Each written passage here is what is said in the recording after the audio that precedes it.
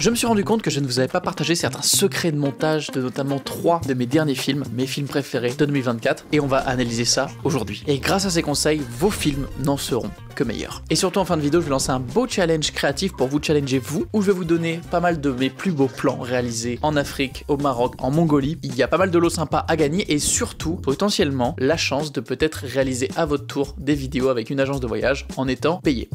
Je vous en dis plus en fin de vidéo. Cette idée de vidéo elle m'est venue en fait en faisant une masterclass dans la formation La Porte Academy, la formation de Cyril MP4 dans laquelle j'interviens. Et je faisais une masterclass sur un de mes films qui dure 2 minutes et j'en ai parlé pendant 1h30 et il y avait encore de quoi en faire plus. Et c'est là que je me suis rendu compte que j'avais plein de choses à partager que j'avais jamais partagées. J'ai donc choisi mes 3 films préférés de 2024. Je vous les ai mis en lien en description si vous ne les avez pas encore vus. Ça vous donnera un peu plus de contexte. On part sur 5 astuces indispensables.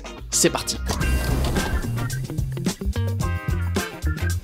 Alors l'astuce numéro 1, c'est pas vraiment une astuce de montage, mais elle commence même avant le tournage, mais c'est de préparer au maximum votre shoot. Enfin, dépendamment des infos que vous avez. Moi souvent j'en ai très peu, je sais l'endroit où je vais, grosso modo ce qu'on va filmer, le contexte, point, j'ai rien d'autre. Mais malgré le peu d'informations que j'ai, je prépare le minimum syndical, c'est-à-dire au moins avoir une idée de la structure du montage que je vais faire du film. Par exemple avec mon film sur mon père au Maroc dans le Sahara, je savais que je voulais une intro qui est dans un environnement hyper bruyant, presque stressant, angoissant, pour au bout de 30 secondes à peu près cutter sur le silence pour justement renforcer le silence du désert. Donc je savais qu'il me fallait des plans dans Marrakech avec plein de mouvements, plein de bruit, des plans serrés de gens qui sont en train de passer avec les scooters, etc. Et évidemment, les plans du désert, ça j'en avais plein parce que j'y ai passé une semaine. Sur le film en Mongolie et sur le film dans le Kalahari, c'est pour le même client. Je sais un petit peu la formule, mais je veux 10 secondes d'action au début avec plein de plans qui s'enchaînent et après une intro très calme, très majestueuse, presque que du son d'ambiance et une petite musique légère avec une voix off en plus qui parle un petit peu du pays, du ressenti de ce voyage et de cet endroit pour ensuite monter crescendo jusqu'à ce que la musique parte et que là ça envoie au niveau du rythme, au niveau des enchaînements de plans. En soi pour ces 3 exemples c'est assez basique, mais au moins j'ai une idée de la structure et du coup un peu des genres de plans dont j'ai besoin, et ça c'est le minimum syndical. Évidemment si vous avez plus d'infos, si vous savez où vous allez aller, n'hésitez pas à repérer, peut-être regarder un petit peu ce qui a été fait dans ces endroits là, ça peut vous donner des idées de plans, c'est hyper important. Ça c'est pour la structure globale, et moi je me note toujours aussi des idées de plans que je veux avoir. Typiquement je vais en Mongolie, je sais que je veux des plans des aiguillés qui galopent dans les grandes étendues, je veux aussi justement des plans vides de ces grandes étendues. Je savais aussi qu'on allait aller sur un lac gelé, donc il me fallait absolument des plans de la glace, des plans de texture, fissures, que ce soit vu du ciel de très haut ou vu de très près, tout simplement des petites idées de plans,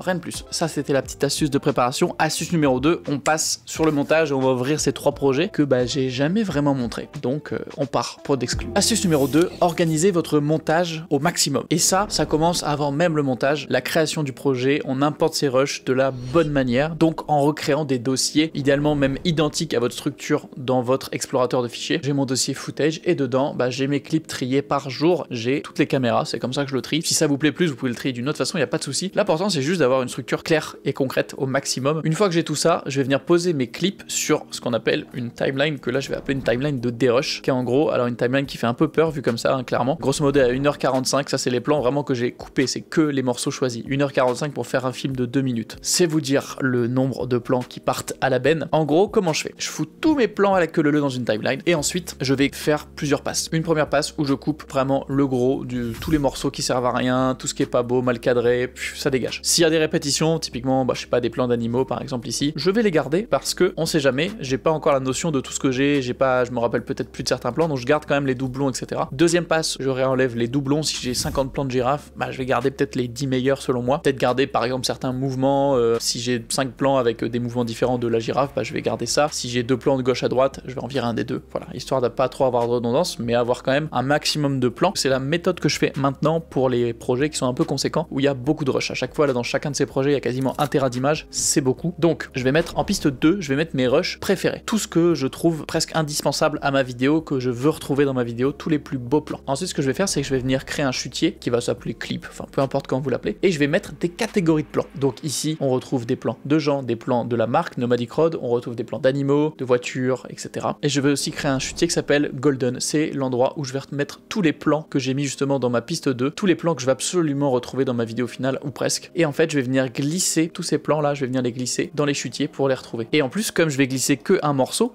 comme ça, tac, et ben en fait ça va me mettre uniquement le morceau que j'ai ramené. Là vous voyez il y a le plan entier, mais il y a le petit bout que moi j'ai sélectionné, donc ce qui fait que si je double-clique, je tombe directement sur le morceau, et si je le redrague ici, j'ai que le petit bout et pas tout le clip en entier. Très pratique. Ça c'est long, clairement, et c'est en ayant des rushs qui prend du temps, mais qui est hyper structuré comme ça, vous allez pouvoir être efficace dans un montage de vidéo. Et en parlant des rushs, bah, j'utilise beaucoup de raccourcis évidemment, et je viens de découvrir l'arme ultime qui va encore au-delà même des raccourcis basiques, c'est tout simplement la NMix Creative Console de Logitech. Vous en avez peut-être déjà entendu parler, c'est un kit composé de ce dial pad avec du coup une belle molette très satisfaisante, ainsi que 4 boutons et une petite molette, et on a ce keypad avec 9 touches customisables à l'infini qui contiennent chacune un écran, les textes, les logos, n'importe quoi qui est affiché sur ce petit keypad, vous pouvez le changer. Et ce qui est intéressant, c'est que ces raccourcis s'adaptent à chaque appli. Si vous êtes dans Premiere Pro, vous pouvez mettre les raccourcis pour Premiere Pro, et si vous changez d'appli, que vous allez sur Spotify, vous aurez les raccourcis que vous avez mis pour Spotify. Et si tu fais de la retouche photo, même de l'étalonnage avec la molette, tu peux ouvrir aussi ce qu'ils appellent l'Action Ring, qui est en gros accessible avec cette molette et qui te permet de switcher rapidement de réglage et du coup bah, d'ajuster tes couleurs, ton expo, etc. directement depuis la molette, le tout hyper smooth. C'est vraiment bien pensé. Tout se customise via le logiciel de Logitech qui s'appelle Option Plus, et vous avez vraiment juste à sélectionner l'application dans laquelle vous voulez mettre les raccourcis et les drag and drop sur le petit schéma, et puis c'est fini. C'est tout simple. Et le meilleur dans tout ça, c'est qu'en achetant ce kit, vous avez 3 mois offerts d'Adobe Creative Cloud. Donc si vous comptez vous abonner à Creative Cloud ou si vous êtes déjà abonné, vous avez 3 mois offerts, ce qui fait que techniquement, ce kit vous revient uniquement à 30 €. En termes de valeur, bah on est sur un truc qui est imbattable, hein. Bref, ça va vraiment vous aider dans votre travail. Je vous mets un petit lien en description si vous voulez retrouver la MX Creative Console, et merci à Logitech d'avoir sponsorisé cette vidéo.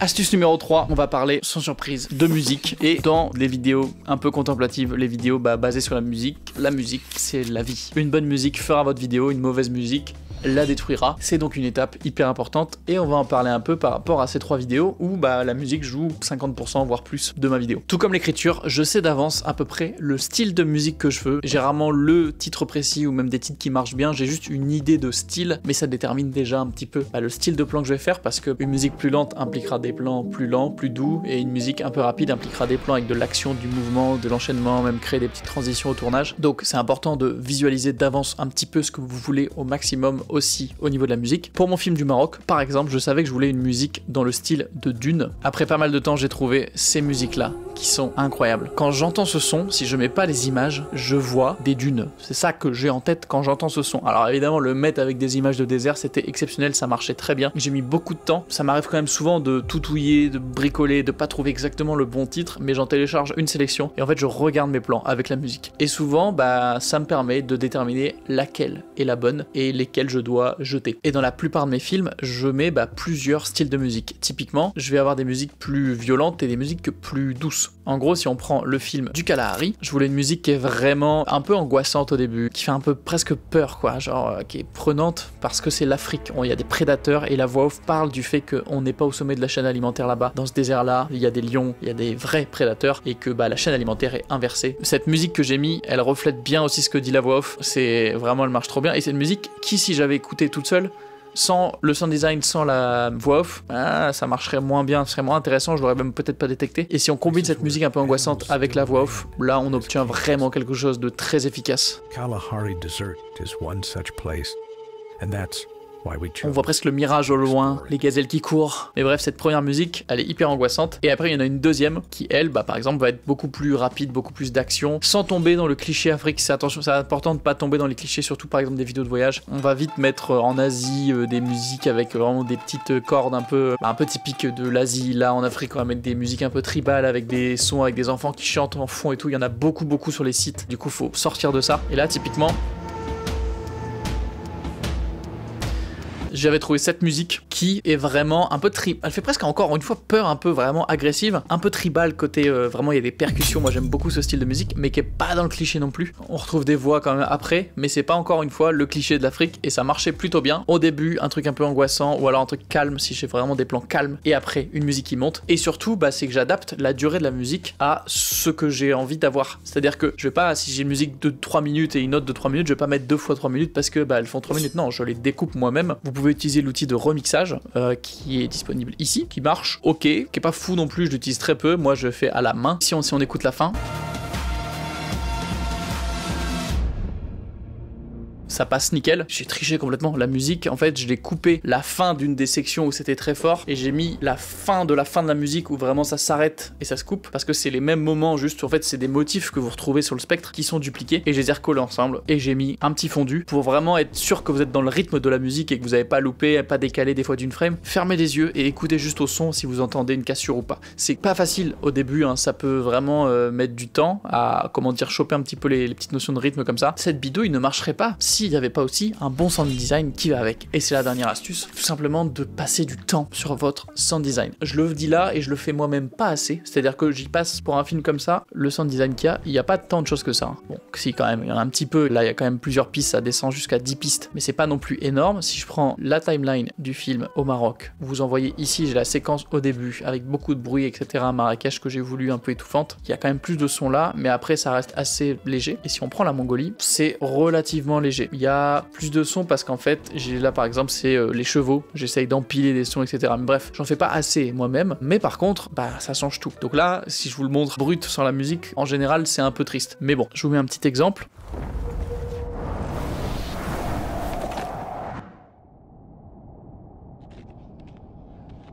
Petit craquement de glace. Du vent, beaucoup de vent, mais pas le vent cheap. J'ai cherché du bon vent, parce qu'il y a beaucoup de vent de... Typiquement, là, c'est intéressant. Je me suis amusé à vraiment reproduire les pas des chevaux en son.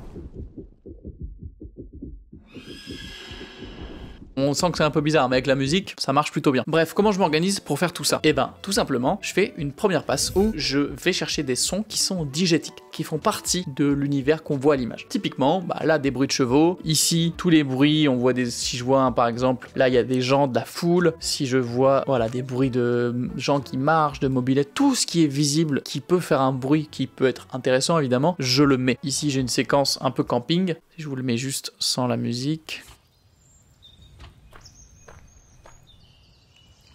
Les petits oiseaux, tous les bruits d'ambiance, ça c'est ma première passe. Je m'occupe pas des bruits de transition, etc., les whoosh, les trucs, non, rien du tout. Juste les bruits diégétiques. Des fois, si je cherche un bruit de saucisse qui grille, c'est compliqué de trouver un son de saucisse qui grille. Donc je vais prendre n'importe quel bruit. Par exemple, c'est une omelette, on s'en fout, c'est le même son. Des fois, si je trouve pas, j'associe un autre son d'un autre objet, mais qui à l'écoute marche totalement. C'est de l'illusion, c'est du cinéma. Ensuite, je vais faire une deuxième passe, là où je vais faire tous les sons un petit peu de transition, de whoosh, de mouvement, de cam, de tout ce qui va créer du mouvement aux oreilles, ou en tout cas qui va matcher avec le mouvement à l'image. Ça c'est un peu plus abstrait parce que bah, il faut trouver les bons sons. Typiquement ces séquences là qui sont des séquences hyper rapides, on a plein de sons de whoosh. Dès que je mets une transition par exemple au-dessus, paf, un petit whoosh. Là il y a un zoom, ça fait quelque chose. Dès qu'il y a une action à l'image, j'essaye de mettre un truc, faut pas que ce soit trop fort, mais en tout cas j'essaye de mettre quelque chose. Et aussi pour faire des cassures, j'utilise des risers par exemple qui accentuent les cassures. En gros vous allez voir c'est un riser, ça monte, on casse, et là on est sur un plan planant, vraiment qui recule, vraiment qui casse l'ambiance. Pareil, j'en ai un autre, je vous le mets.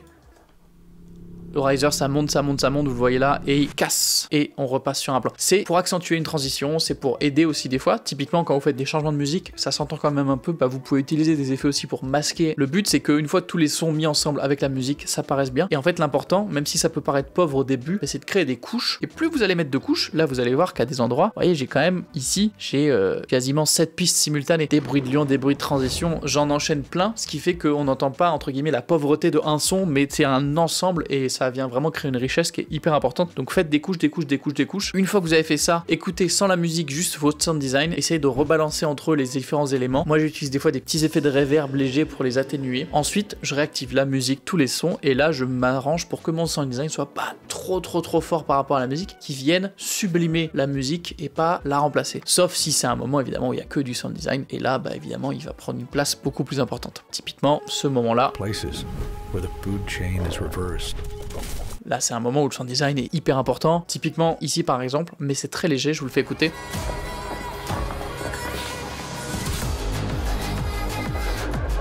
On entend vaguement au loin les petits bruits de chevaux et tout, mais ça vient rajouter quand même quelque chose. C'est quelque chose que je fais peu normalement quand la musique est trop forte, parce qu'en fait, bah, c'est hyper dur de l'entendre. Si je vous le mets en solo, alors ça va être un peu triste à mon avis. c'est un peu triste, hein. Mais mine de rien, ça vient ajouter une couche. Donc bref, faites-en plein, mettez des couches, passez du temps là-dessus parce que c'est trop important. Ça se fait pas du jour au lendemain, mais si vous prenez du temps pour être organisé, bien choisir vos musiques, enrichir votre sound design, vous allez vraiment step up vos productions. Et maintenant, il est temps que je vous partage ce petit challenge créatif que je vous ai teasé en intro. Au mois de février, j'ai sorti une vidéo avec Cyril où j'avais partagé des plans à des monteurs du monde entier pour qu'ils me fassent des montages sur Fiverr, et beaucoup d'entre vous montraient de l'intérêt pour avoir mes plans pour en faire des montages, vous entraîner. Et bonne nouvelle, c'est le cas aujourd'hui. Je vous ai fait une sélection de plans issus des 3 films que je vous ai montrés dans la vidéo, donc Mongolie, Maroc, Kalahari. Il y a environ 10-15 plans par vidéo. Tout ce que je veux, c'est que vous utilisiez certains des clips que je vous donne ou uniquement les clips que je vous donne. Si vous n'avez pas les possibilités de faire des plans par vous-même, vous pouvez utiliser vos propres effets, vos propres overlays, vos propres SFX. L'important, c'est de faire un film de 45 à 60 secondes qui inspire, qui fait rêver, qui fait voyager. Envoyez-nous du rêve. Ça peut aborder des sujets comme la création en général, ça peut aborder le voyage, la découverte, à vous de voir, vraiment thème libre. Je veux de l'émotion, du beau montage, peut-être même une voix off. Je veux être captivé de la première seconde à la dernière. Juste faites attention à la musique que vous allez utiliser, idéalement des choses qui ne sont pas copyright, s'il vous plaît, parce que l'idée c'est aussi que si j'ai assez de résultats intéressants, j'en ferai une vidéo un peu réaction où on réagira à vos projets. Mais ce n'est pas tout, parce que grâce à Logitech et Artlist, j'ai quelques lots très cool à faire gagner aux futurs gagnants de ce challenge. Pour le premier, on a un abonnement d'1 an à Artlist Max Pro, le meilleur abonnement pendant 1 an, valeur de 450 € à peu près. Et en plus de ça, un pack clavier-souris MX Keys S de Logitech. Pour le deuxième, un autre pack clavier-souris et aussi un casque Logitech. Et pour le troisième, une souris MX Anywhere 3S de Logitech. Et surtout, hyper important, potentiellement opportunité de fou, c'est qu'avec mon collègue Paul, on cherche des gens pour faire d'autres vidéos pour Nomadic Road parce que nous, on a d'autres projets, on a envie de faire autre chose aussi. Donc on cherche potentiellement des monteurs, mais aussi des cadreurs pour faire des voyages avec Nomadic Road, pour les filmer. Donc en gros, pour être payé à voyager. Alors j'assure rien, mais en tout cas, ceux qui participent au concours et qui me font des résultats super cool, croyez-moi que les profils, je vais pas les oublier quand on sera en train de chercher. Donc ça peut amener des opportunités cool. Je vous laisse 1 mois et demi pour avoir le temps de faire quelque chose de cool. J'ai vraiment hâte de voir tout ça. Je vous mets toutes les règles et les infos pour envoyer votre vidéo dans le doc en description. Attention, regardez ce document, vraiment, je sais que beaucoup de gens des fois survolent. S'il vous plaît, lisez bien le règlement pour ne pas oublier quelque chose qui vous disqualifierait. Il y a aussi le lien si vous voulez vous procurer cette MX Creative console. Merci à Logitech d'avoir sponsorisé cette vidéo et ce concours. Et je vous mets juste ici le making of du tournage de ce film que j'ai fait dans le Kalahari.